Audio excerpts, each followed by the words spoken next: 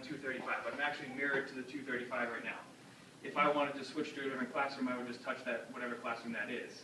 But as you can see, the second I touch it, it disconnects from this one, and it's going to ask me for that code, but because I'm not standing in front of it, I have no idea what that code is. So I can go back to the 235, and we're all set. If you want to have a student take over this machine, see this little toggle right here?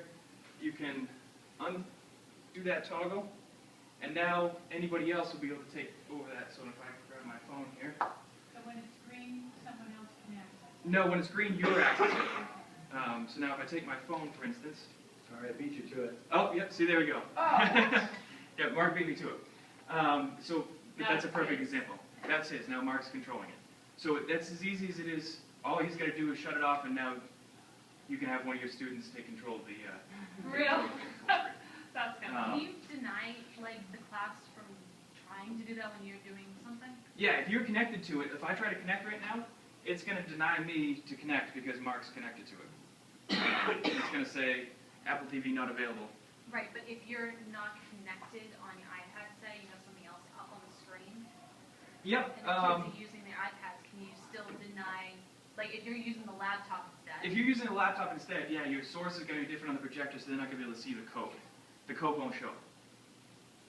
So it'll be blocked. It'll be blocked anyway because they won't be able to see what the code is because you're going to be imaging off your projector, off your laptop, versus off the iPad. And the same goes for in one of these apps. If you go into one of these things, like say we were watching ABC News now, that shuts it off, so you can't have a student take over while you're watching a news clip.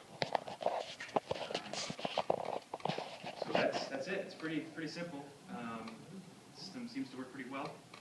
Can you go back and show me that toggle switch again? For yes. The toggle so he could use it? Right. Yep. You switched it over. I Yep. just didn't So quite we see swap where it up. was. I'll go to 235, turn mirror back on.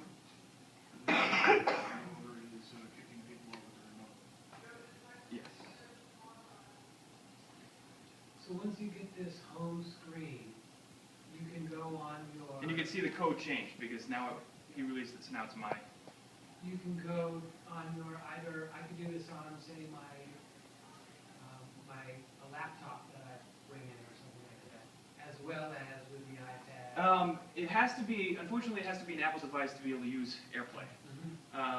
So it would have to be an iPad, a MacBook Air, an iPhone, something like that, in order to use AirPlay. Yeah, cool. And I would find room number 235 in this case, so my room's 311. Yep. I go to So if we 311. swipe up, you can see 311 is right there. Yeah. So. And when I hit 311, it'll give the prompt up on the board there, so long as it's an HDMI. Correct. Yes. Yeah. I mean, as long as you're connected to the Apple TV, you can see the Apple TV. Yep. You'll get that prompt. Great. Yep. And I just tried to connect while he was connected, and it said Apple TV not available, 235 is being used by someone else. Right. And So so it doesn't let me on while he's on. So again, to repeat this little toggle right here, if I shut that toggle off, now anybody else can take that from me. So that would allow a student to be able to take it. Shut off.